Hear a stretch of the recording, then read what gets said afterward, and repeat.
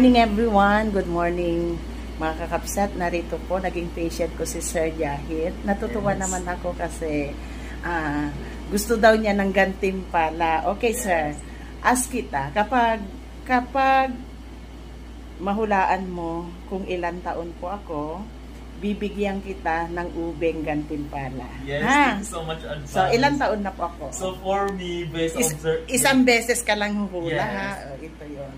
Mukha ko, papakita ko po. Ayan. So, for me, actually, so based on observation ko, si ma'am ay, ang edad niya ay 28.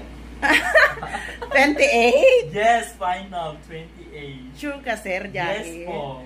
28 daw ang ano ba? Hindi mo na hula. Bigyan pa kita ng another chance. Go, another chance, po. second time. Hula ka pa. Tignan mo ako. Yan. Ito ang mukha ko. Yes, sabi ni Sir Jahid, 28 daw ako. Sige, sir. I-ano natin. So, 31. Yan na yun. Yes. Yes. 31. Sir Jahid, I'm very sorry. Wala kang gantimbalang ube. Pero ang iyong lingkod ay natutuwa naman.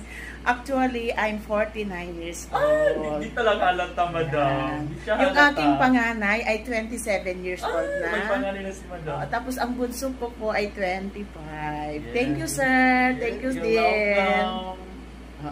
Ano na po?